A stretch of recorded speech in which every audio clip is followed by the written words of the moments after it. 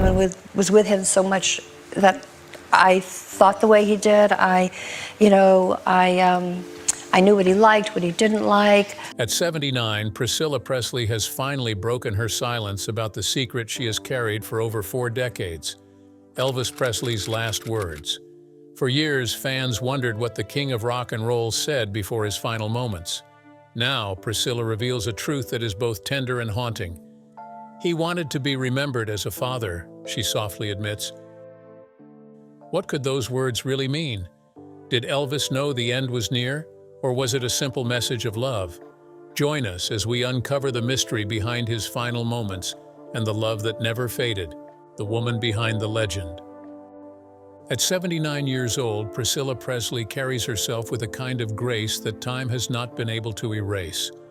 She has lived a life shaped by extraordinary love, unimaginable fame, and the shadows that come when someone is forever linked to one of the most powerful names in music history. Even after so many years, she remains deeply tied to Elvis Presley's memory.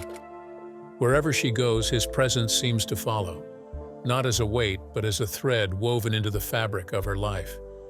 Her eyes still hold the softness of the young woman who once walked through the gates of Graceland, yet they also carry the wisdom of decades spent protecting the story of the man the world knew as the King.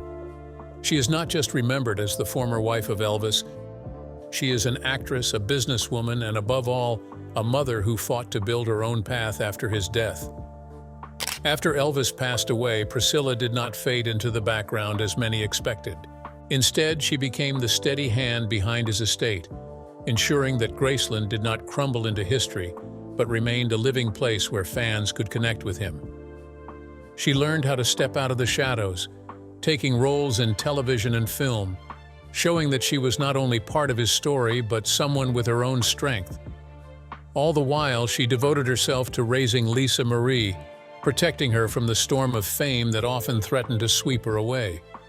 Yet, despite her courage and her achievements, there has always been something unspoken about Priscilla. For decades, she carried within her a secret that she never shared fully with the public. People asked, people wondered, but she always gave gentle answers that left more questions than clarity. There was one part of Elvis's final hours that belonged only to her, and she guarded it as carefully as a treasure too fragile to expose. Why did she keep silent? Was it out of love? Was it to protect Elvis's image? Or was it because the truth was too heavy to let out into the open? Now, as Priscilla sits at 79, looking back at a lifetime of memories, she feels the weight of time pressing on her. The years have taught her that holding back is no longer possible. The world believes it knows everything about Elvis Presley, but there is something missing, something that only she can provide. She finally decides that the silence must end. But before those words can be shared, the journey must return to the summer of 1977, when the king of rock and roll walked through his final days, unaware that the world was about to change forever. The king's final days. The summer of 1977 was supposed to be like any other for Elvis Presley. Crowds still gathered to see him, his voice still carried through arenas, and the image of the king was as dazzling as ever. Yet behind closed doors, the picture was far more fragile. Elvis was no longer the vibrant young man who had electrified the stage in the 50s. He was a man tired in body, restless in spirit, and weighed down by the years of pressure that came with being an idol to millions. His health was beginning to betray him. The once slim figure that shook the world had grown heavier, and the sharp energy that defined his stage presence was harder to summon. Fatigue often took over, and his days were marked by a reliance on medications that blurred the edges of his life. To the outside world, he remained untouchable, larger than life, but those closest to him saw the cracks appearing in the armor. Elvis often withdrew into moments of silence. Sometimes he would walk through Graceland, lost in thought, almost as if he were carrying conversations with people unseen. At other times, he would sit at the piano late into the night, playing soft tunes that spoke more of longing than of celebration. There was a heaviness about him, a quiet sense that he knew something was nearing. Priscilla, though no longer his wife, remained connected to him through their daughter, Lisa Marie. She often sensed when his mood grew darker. Even in their separation, their bond was not completely broken, and she worried about the man who had once been her whole world. She understood his struggles in ways others could not, because she had walked through those highs and lows beside him. The world saw Elvis as untouchable, but inside Graceland, those closest to him saw the weariness. His conversations became more reflective, sometimes drifting toward regrets, sometimes toward a strange sense of destiny. Now, let's dive into the events that happened in Elvis's last hours. The last night at Graceland. The night of August 15, 1977 settled over Graceland like a heavy blanket. The mansion, so often alive with music, laughter, and the shuffle of footsteps from family and staff, carried a strange air that evening. Outside the gates, fans gathered as they always did, hoping for a glimpse of Elvis, their voices faint against the hum of Memphis. Inside, the mood was different. The house was alive with routine, yet cloaked in an unsettling stillness that seemed to whisper that something extraordinary was about to unfold. The rooms glowed softly under the light of chandeliers and lamps, casting long shadows across the walls. Footsteps echoed lightly through the hallways as staff moved quietly, carrying out their duties. In the kitchen, there was the faint clatter of dishes. Somewhere in the background, a muffled conversation drifted, but it did not carry the usual warmth of Graceland nights. Even the familiar sounds seemed to hesitate, as though they were aware of something no one else could name. Elvis was at the center of this atmosphere. He spent the evening surrounded by those closest to him, yet he seemed distant. His girlfriend, Ginger Alden, was near, watching him with concern. Family members lingered in the house, their presence steady but subdued. Staff who had served him for years noticed the change too. He was there physically, but his spirit seemed to wander. He moved through his home with restlessness, as if no room could settle him, as if he was searching for something that could not be found. He carried with him a mood that shifted like the flicker of light on the walls. At times he was reflective, quiet, and almost solemn. At other moments, a spark of his old charm appeared, a smile breaking through the heaviness that hung around him. Yet even in those lighter moments, there was an edge of sadness that no one could ignore. He had conversations that seemed ordinary on the surface, but beneath them was a depth that left those listening uneasy. His words hinted at thoughts he kept hidden, as though he was wrestling with truths he could not share. So what happened the day he passed away? A day that changed the world. The dawn of August 16th began like any other summer morning in Memphis. The sun slowly crept across the sky, warming the grounds of Graceland, where fans had already started to gather outside the gates. To them, it was just another day of waiting, another chance to glimpse their idol. Inside the mansion, however, the day unfolded with a heaviness that none could have imagined. Upstairs, the air was unusually still. Elvis had retreated to the bathroom in the early hours, leaving Ginger Alden to rest nearby. Time passed quietly, the kind of silence that makes the minutes feel longer than they are.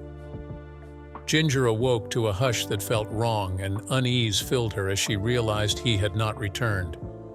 Moving through the stillness, she approached the door, calling softly but receiving no answer. When she opened it, the world changed. There, on the floor of the bathroom, lay Elvis Presley. The man who had filled arenas with music, who had moved millions with his voice and presence, was still. The shock of that sight sent a wave of panic through the room. Ginger cried out, and within moments, the house erupted in chaos. Staff rushed in, some trying to help, others frozen in disbelief. Calls were made for help, and soon doctors arrived, moving quickly but with expressions that told more than words could. The urgency was overwhelming. The sounds of hurried footsteps echoed through the halls, the voices of those calling instructions, the weight of despair settling heavier by the second. Outside the gates, the world was unaware of what was unfolding inside, but soon, whispers began to spread. By the time news reached the outside world, the crowd of fans swelled, pressing against the gates, some crying, some refusing to believe what they were hearing. The truth moved fast, traveling from Memphis to every corner of the globe. Radios announced it, televisions carried it, and headlines screamed it. The king was gone. The impact was instant and unbearable. Fans fainted, some screamed, others simply stood in silence, unable to accept that the man who had seemed larger than life could be taken so suddenly. The world was in shock. Millions of hearts broke at once, the loss cutting across borders, cultures, and generations. For Priscilla, the news was more than just shock. It was devastating. The moment she heard, the weight of grief pressed down on her in a way words could not capture. She rushed to Graceland, each step heavy with disbelief and sorrow.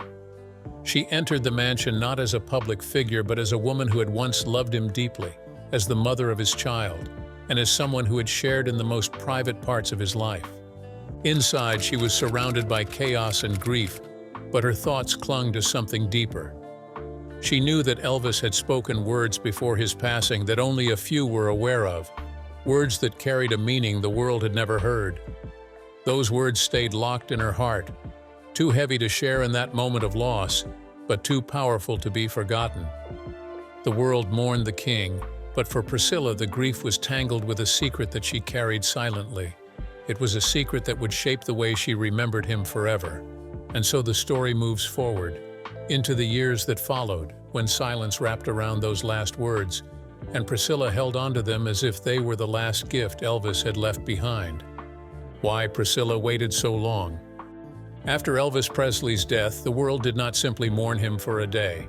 His passing shook the earth like thunder, leaving behind waves of grief that stretched far beyond Memphis.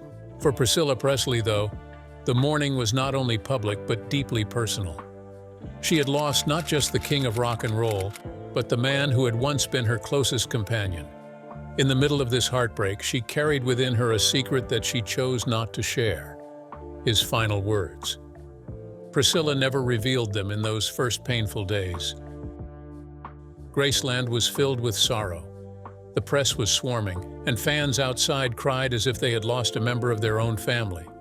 The world wanted answers, wanted stories, wanted to know every detail of what Elvis had said and done in his final hours. But Priscilla's heart was not ready to open that door. For her, those words were not meant for headlines or interviews. They were too precious, too heavy, and too sacred to be released into the noise of grief. Part of her silence came from love and respect. She wanted to protect Elvis, to keep the final moments of his life safe from the endless speculation that always seemed to follow him. She knew that if she shared those words too soon, they would be twisted, printed, and repeated until their meaning was lost. And so she guarded them with quiet devotion. Another part of her silence came from her role as a mother. Lisa Marie was still young when her father passed. Priscilla carried the burden of protecting her from the storm that surrounded Elvis's death. She feared that sharing his last words would add weight to her daughter's already heavy grief. Instead, she gave her stability, shielding her from the constant questions and rumors that circled around their family. The years rolled on, but the questions never stopped. The media came calling again and again. Reporters asked, writers pressed, and fans speculated. Books were written, documentaries produced, and interviews conducted, each one searching for details that might bring them closer to the truth of Elvis's final hours. Yet every time the subject of his last words came up, Priscilla remained vague. She would smile softly, change the subject, or speak gently without ever truly revealing what he had said. Her silence became part of the mystery, and the mystery only grew larger. People began to wonder, were his last words about love? Were they about regret? Or were they something darker, something too painful to share? The possibilities became endless. And with each passing year, the silence seemed to suggest that what Elvis had said was more powerful than anyone could imagine. Now, at 79 years old, she feels that time has come. She has carried this secret for most of her life, and the weight of it has never left her. She has watched generations grow up with Elvis's music, watched his legacy expand, and felt the continuing love of millions of fans. She believes that now the world is ready, that people can finally hear his words for what they were, a window into his heart, his fears, and his final thoughts, the secret conversations. Elvis Presley's life was full of music, lights, and crowds, but in private he was often a man of quiet confessions. Priscilla knew this side of him better than anyone. Behind the glamour of the stage and the roar of fans, there were moments when Elvis spoke words that carried more weight than any song he ever sang. Through the years, Priscilla remembered how often Elvis hinted at his fear of dying young. He had grown up with a shadow of loss, having seen his mother Gladys leave the world far too soon. Her passing left a scar on his heart that never truly healed. At times, he would talk about her with a sadness that seemed to echo across decades. He would tell Priscilla that he felt a closeness to her still, almost as though he believed she was waiting for him somewhere beyond this life. Those words haunted Priscilla long after his death, as though he had been preparing himself for a reunion with his mother. There were also moments when Elvis spoke of destiny, as if he sensed that his life would not be long. He would tell stories of feeling tired, of feeling that he had given so much of himself to the world that little remained inside. These were not dramatic statements made for attention. They were private whispers, shared only when he was at his most vulnerable. To Priscilla, they revealed a man who was weighed down by more than the world ever knew. In the days leading up to his death, these whispers grew stronger. He became more reflective, speaking of regrets, of things he wished he had done differently, of dreams he feared he would never see come true. At times, he spoke of Lisa Marie, his daughter, with a depth of love that could not be measured. He wanted her to grow up happy, free, and safe, even if he was not there to guide her. Those words left Priscilla shaken, for it was as if he knew he might not be there much longer. There were also cryptic things he said that lingered in Priscilla's memory. Small remarks, half-finished sentences, and sudden pauses that suggested he was carrying thoughts too heavy to voice completely. Once or twice he spoke as if he was saying goodbye without actually saying the words. These fragments of conversation stayed with her like shadows, reminders that he had sensed the end even before it came. Each time she remembered those moments, Priscilla felt both comfort and unease. Comfort because they showed that Elvis's heart was full of love and reflection. Unease because they suggested that he knew more than anyone realized. His last words, when finally revealed, would be shaped by these whispers, as if they were the final piece in a puzzle that had been forming for years. The next part of this story will finally bring the moment closer, when Priscilla at 79 decides to speak at last, carrying the secret she has held for more than 40 years, the revelation at 79. The world had known Priscilla Presley as the woman who shared the most intimate part of Elvis Presley's life, the woman who stood beside him through dizzying fame and painful decline. At 79, her presence remained elegant, her poise unshaken, but there was something different this time. In a quiet room far removed from the bright lights of Hollywood or the buzzing cameras of Graceland tours, she sat across from a small group of listeners. Her hands, folded neatly in her lap, trembled only slightly, as though they carried the weight of something she had kept buried for decades. The interview setting was simple, almost stripped down, but the air inside carried a tension that could not be denied.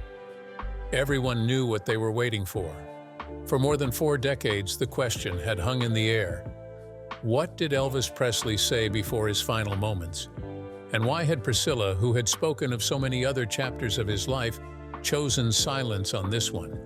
She had been asked countless times before.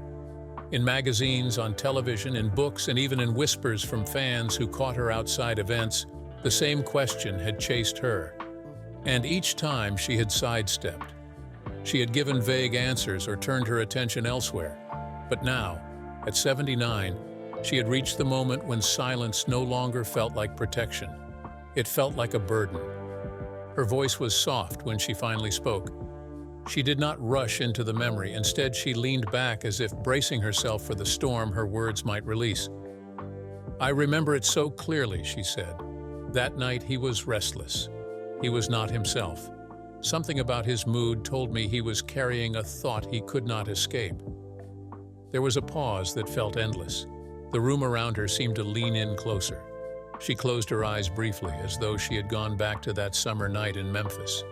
Her tone grew heavier. "It was the last time I saw him truly alive in my memory. His words, I carried them like a secret note written only for me and Lisa. I told myself the world did not need to know. But the older I became, the more I realized these words did not belong only to me. They belonged to the story of who he was. The suspense was unbearable. She had built the stage carefully, weaving in sorrow, love, and mystery, but she still had not said it. Her lips parted, then closed again, as though she was weighing each syllable. Finally, with a sigh that seemed to release years of hidden pain, she let it out. Elvis's last words were not about his fame or his music or his regrets. He looked at me, and he said that he wanted Lisa to remember him not as the man the world knew, but as her daddy who loved her more than life. And then he turned to me and said he was sorry for the pain he had caused, but he would always love me. He said he was tired and he felt he would be leaving soon. The room fell into silence. There was no sound of scribbling pens, no rustle of papers, no whispers, just stillness. Those words were simple, but they cut through with the force of truth. They were not the last performance of a superstar. They were the farewell of a man stripped bare of fame, speaking only as a father and a former husband. Tears glistened in Priscilla's eyes, but her voice did not break. She had spent too long rehearsing this moment in her mind. She explained that she had carried those words like a locked treasure chest, believing that revealing them would somehow shatter the memory. But now, she felt their weight needed to be shared. The revelation did not bring her peace immediately. It stirred new questions. Were those words a sign that Elvis had known his end was near? Were they a prophecy whispered too late? Or were they simply the exhausted thoughts of a man who carried too much in his heart? Priscilla leaned forward and placed her hands together as though pressing the memory close to her chest. He wanted to be remembered not just as Elvis Presley, but as a man who loved his family. And now, finally, I can let the world know. Her words drifted into the air, and in their wake came silence, the kind of silence that demanded reflection. For decades, fans had speculated. Some believed his last words must have been dramatic or even shocking. Yet what he left behind was something more human, more fragile, and infinitely more haunting. But even in this revelation, another question remained. What did those words truly mean? Did Elvis know his time was running out? Did his heart already feel the curtain closing? Or was it simply a moment of deep weariness that came before sleep? Sleep he would never wake from again. This was the mystery Priscilla was ready to hand over to the world. She had unlocked the door, but the meaning would remain for everyone to decide. The aftermath of the revelation. The news of Priscilla Presley's revelation spread like wildfire. What had begun in a quiet room with a trembling confession soon reached every corner of the world. Newspapers printed the words in bold headlines. Television anchors leaned in with solemn tones as they retold the story. Radio programs played Elvis's music back to back, pausing in between to reflect on what his last words meant. And online, fans from every generation filled message boards, forums, and social media with shock, tears, and gratitude. For years, people had wondered. Rumors had been endless. Some believed Elvis had spoken about his career. Others imagined he had left behind a cryptic warning or a dramatic farewell. But what Priscilla shared was far different. It was simple, yet it cut deep. It showed a man thinking of his daughter and the woman who had once been the center of his world. It was love, regret, and finality wrapped into a few sentences. Fans reacted with overwhelming emotion. Some said they felt a new closeness to Elvis, as though the barrier between superstar and human being had finally been lifted. They had always known him as the King, a figure larger than life, untouchable and immortal. Now they saw him as a man who carried the same fears and desires as anyone else. For some, that realization made them love him even more. Yet not everyone found closure. For certain fans, the revelation opened fresh wounds. They wondered if Elvis had known his death was near. They debated whether his words hinted at prophecy or simply fatigue.